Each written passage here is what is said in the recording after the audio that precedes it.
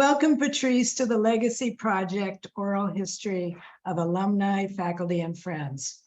We are very appreciative of you being here to share your reflections on our great history. And we hope what you'll enjoy, as we will, strolling down memory lane. I was born and raised in Northern California and in a small town called Vallejo. And I had a dance teacher there. There was only one ballet studio, dance studio in town. It was the place to go. And like all moms during that era, you know, she enrolled her little girl in ballet class at 5. And so I started when I was 5. And the teacher happened to meet Eugene Loring at a dance convention in Chicago way back in the 50s. And they became fast friends. So they met at a local dance convention that was national, but local people would fly to.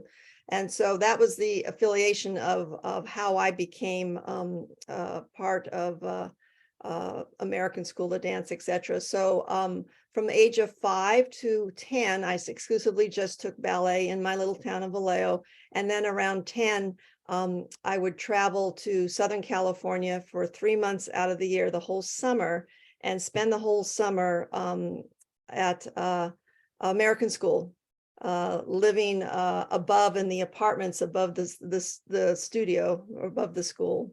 So that was sort of my affiliation with American School of Dance. As a kid, I took ballet, I took tap, I took jazz, acrobatics, you know, all that, and did local productions and that kind of thing.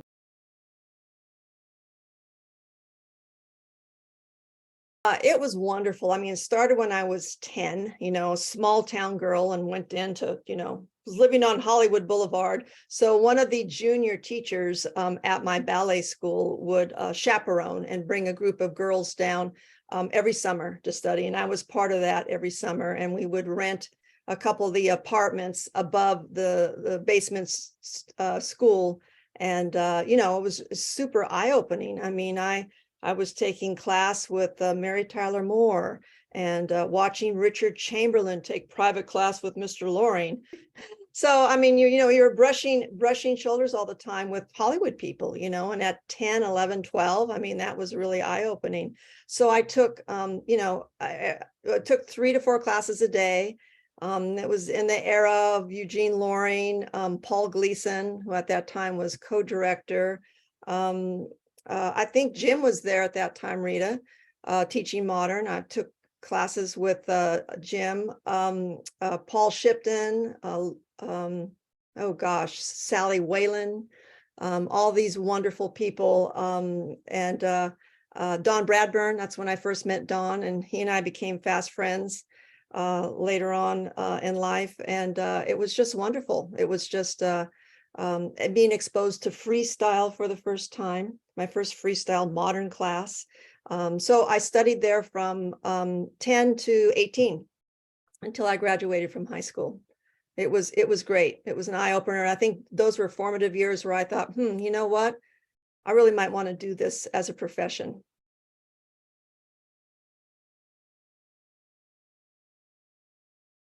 The dance department and the UC Irvine was started in 1965, and I entered in the fall of 72. So it was just 7 years old at that time.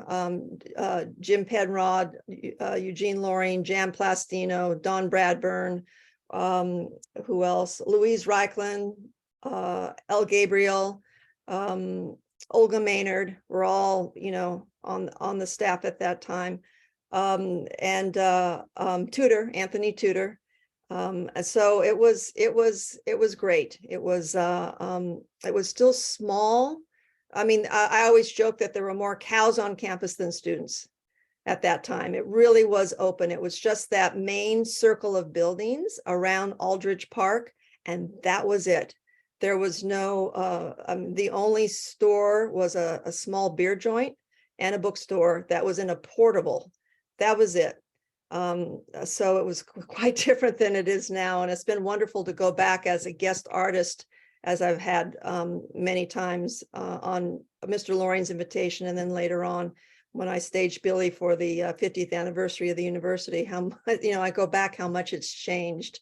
It's amazing. At that point, I really knew I wanted to dance professionally, so I wanted to, but at the same time, I wanted a college degree and to work with these people that were there at the university. So I graduated in 3 years instead of 4, which I would never recommend to anybody ever. That was a little crazy. And on the weekends, I would drive up and take classes at American on Saturdays as well. So it was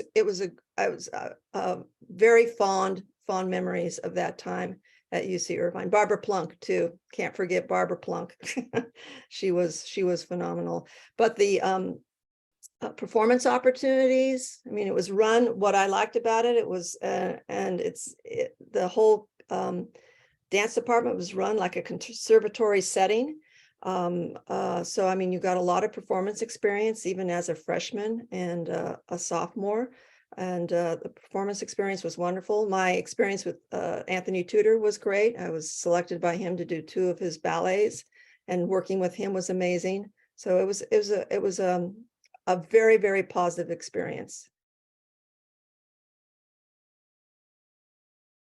I think from my UCI experience, obviously Eugene Loring, I mean, his pedagogical approach to dance was something that really spoke to me. I mean, his methodology really was akin to the way that I moved, and the way he methodically worked through his classes, and created a syllabus for the teachers. So each teacher knew where each teacher left off, because we had a different teacher each day. So they knew that, oh yes, we did Petit Allegro this day, and the next day we were going to build on that Petit Allegro, et cetera, et cetera. So from what I gathered from Eugene Loring was sort of the pedagogical approach and his intellectual approach to movement. From Anthony Tudor, I learned how to portray a character. He was really into character analysis. Obviously, by the scope of his work, you can see he was really into creating characters with the emotion of the character really dictating what the movement would be in his choreography. So I learned how to portray a character through Loring. And the other teacher who really influenced me was Barbara Plunk, just because of her heart.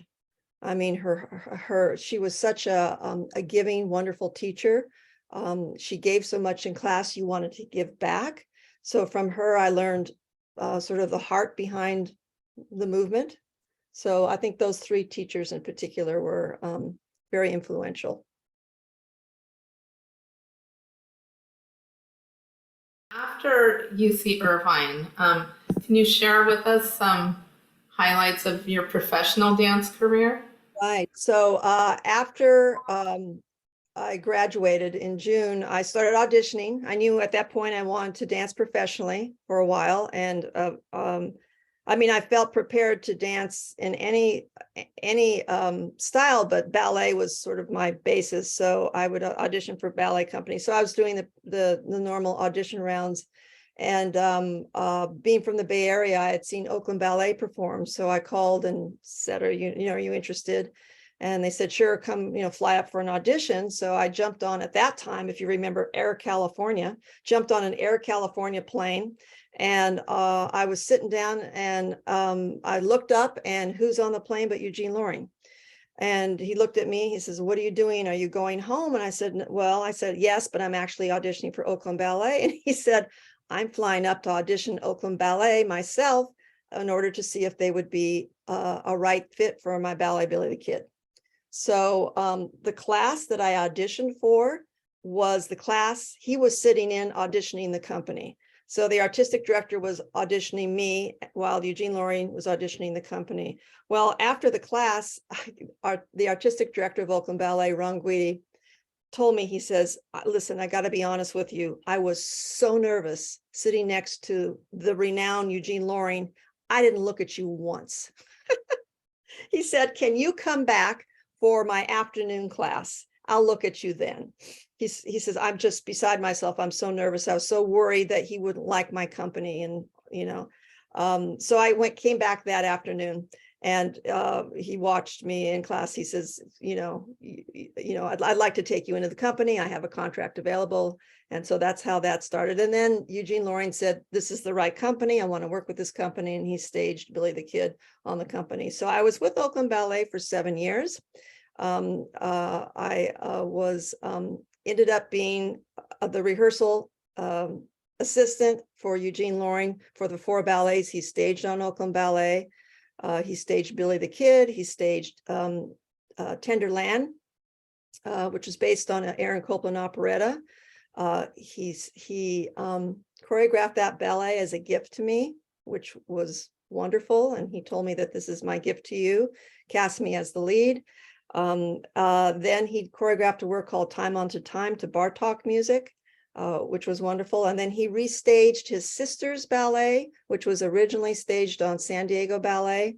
It was more of a theater piece than a dance piece per se. Very interesting. So I ended up becoming a rehearsal assistant for him for all of his works. And I was in, other works as well, and really enjoyed my time with Oakland Ballet because Ron Guidi, the artistic director at the time, was not much into the classics, and I wasn't the classical ballet dancer. I was more the dramatic ballet dancer. So I had a lot of opportunity to do a lot of different kinds of roles with a lot of different choreographers. I ended up being rehearsal assistant to Lane Ed Messine, ended up going to Europe to be his assistant during my off time with Oakland Ballet, and that was amazing. And I was rehearsal assistant to Anna Sokolow when she came to stage Rooms. So that was very interesting as well. So after my time with Oakland Ballet, I decided to go back to graduate school. I was very interested in dance notation, learning kinesiography from Eugene Loring, who Jim Penrod taught me kinesiography. I was in his kinesiography classes. And I decided to go to Ohio State University because their focus is lob notation, and I wanted to become fluent in lob notation.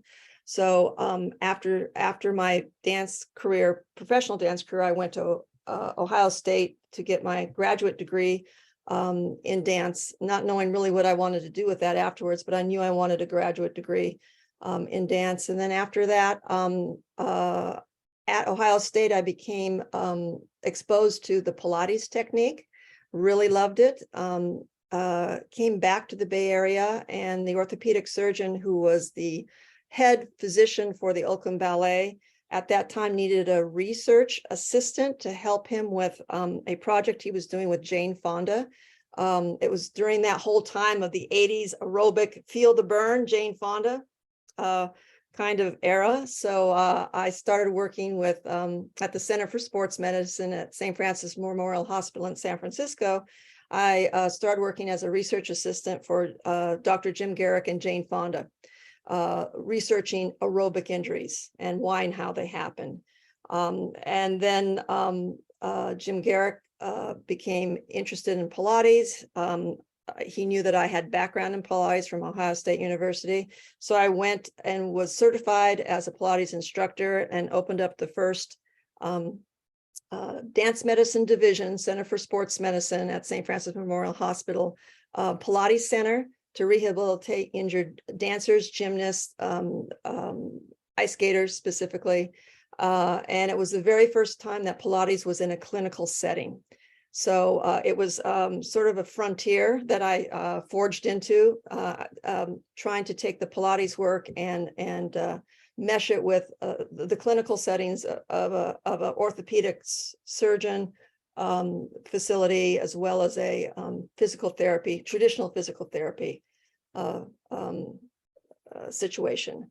And then from there, people came and said, can you train us to do the same thing you're doing? So we opened up a training facility. So most of the Pilates studios, at least in Northern California, are offshoots of my training and program that I had at St. Francis Hospital.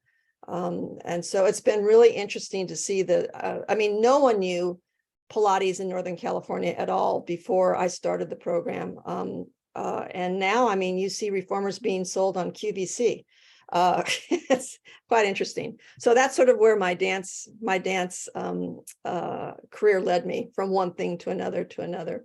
And then after that, I had a family, and now I'm an elementary school teacher who teaches her children Laban effort shape classes every week. My elementary school kids get a lesson on Laban's effort shape qualities. So I'm still teaching that.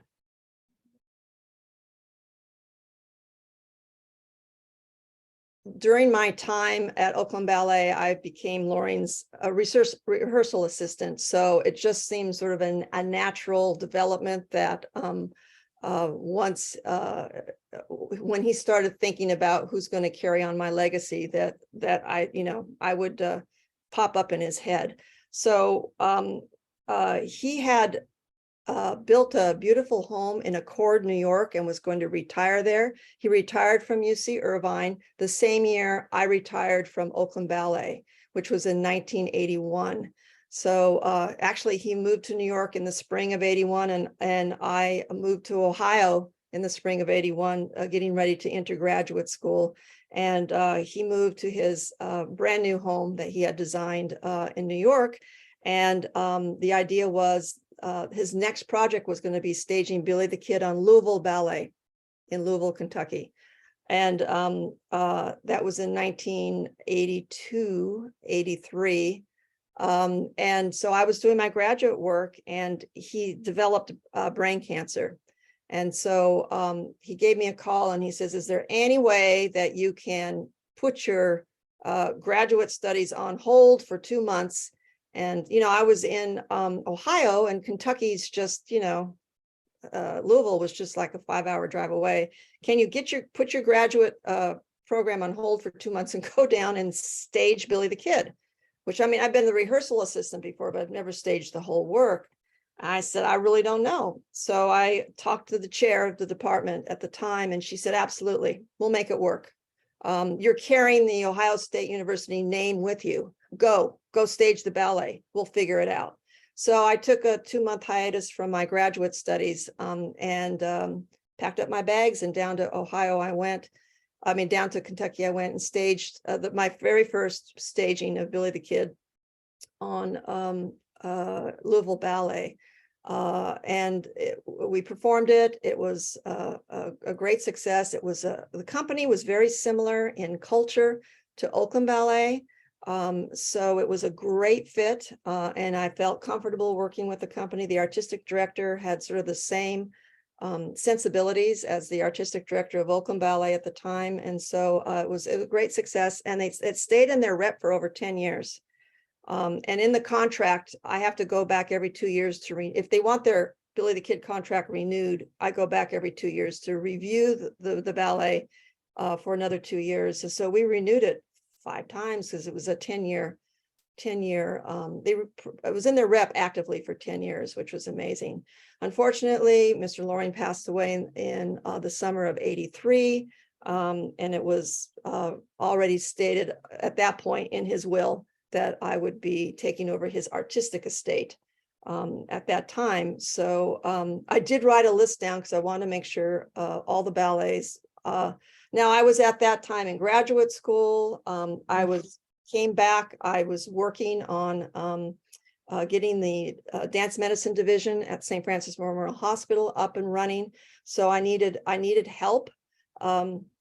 So I had a couple ballet masters, one from Louisville Ballet and one from Oakland Ballet, who went in to do a majority of the work, the staging of the ballet, and then I would go in for the last 2 weeks to get it up on the stage. So we've done Pittsburgh Ballet, Pacific Northwest Ballet, Dallas Fort Worth Ballet, Hartford Ballet, Oakland Ballet, Louisville Ballet, American Repertory Ballet, American Ballet Theater, Dance Theater of Harlem. We've also done stagings with Florida State University at the university level, and obviously UC Irvine we've done 3 stagings of Billy the Kid since Eugene's death.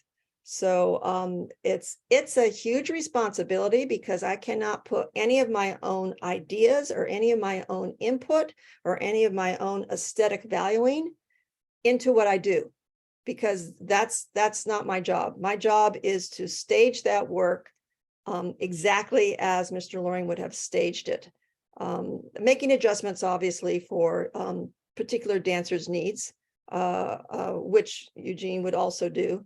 So it's a hard job because you have to keep your personality out of it completely and stage it exactly as if Mr. Loring was sitting right next to me. So it's been very rewarding.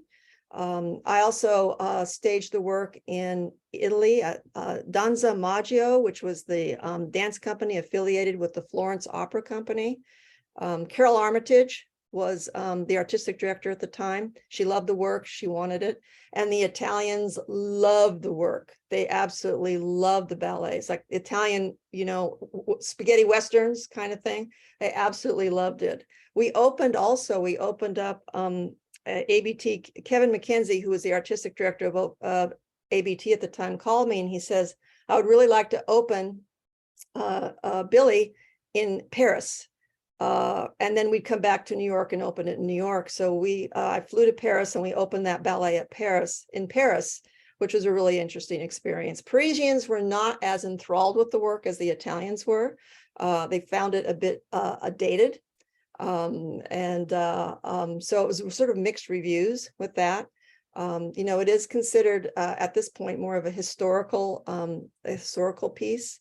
So anyway, so it's been quite a journey being artistic executor of this estate.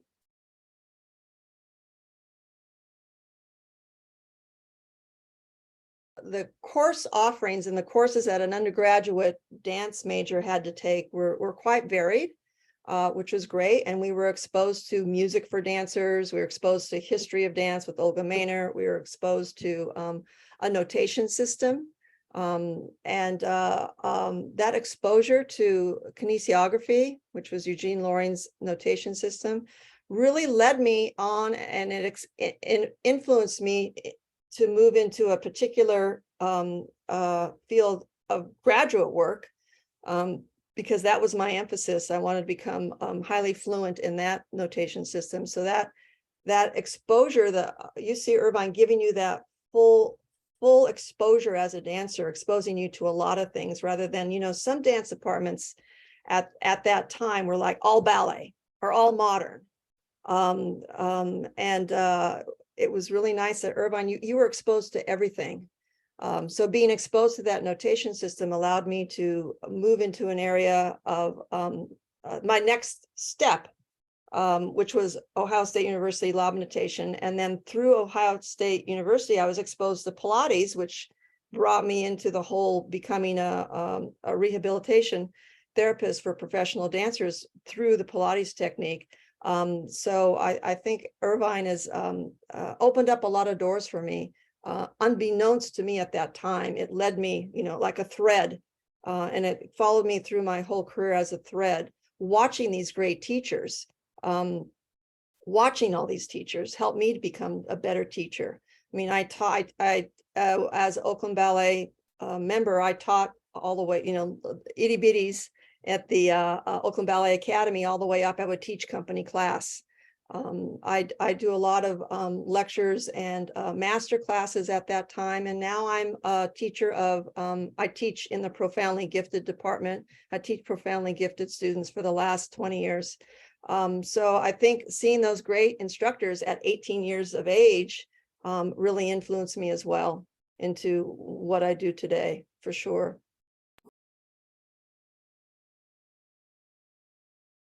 I think the oral legacy, what you're doing now, is really important. We have up in Northern California here, we have a performing arts organization that has been doing oral legacy projects with local choreographers in the San Francisco Bay Area for years. And so it's really important. It's really important. I'm really glad but it takes time and it takes money, so I think there needs to be some kind of fundraising aspect to what we do, because this, it does take time and a lot of money. So obviously the oral legacy, I think, is really important, especially now that a lot of us are getting up to the age where we are. I can remember one of my dancer friends is part of this oral legacy project, and she was scrambling to get some oral legacy recordings done, because these dancers are now choreographers in their 80s or so. So definitely doing that. I would really like to see us somehow to support the present day students, make them know that we're there maybe to help them in some way. And I think you've already done that. When I think back when I was 18 and if I had been, no one greeted me, you just sort of jumped in, you either sank or swim. And then when it was time for, to graduate and go out into the big world and start auditioning, no one advised me. I think that was lacking in that department at the time. But if we had professionals from all walks of life, like we do in this group, who are able to, if we were could be advisors to those students, or let them know that we were open and able to help them, that there's somewhere that they can go. What do I do next? What did you do? How did you get your first job? I think that would be really a valuable service that we could offer. Definitely. And then hold events for reconnection like we just did in May. I think that's really important too. And to open up the scope of, and get our newest alums, involved as well. The ones that are still professionally active, at the beginning part of their career, I think would be important. Thank you so much for this lovely interview. It was fun. But it's my pleasure to walk down memory lane, and because Irvine is it has a special place in my heart. I mean, I've been talking about a lot of experiences I've had in the dance world, and Irvine is number one in my heart. It really is. It always will be. Zot zot.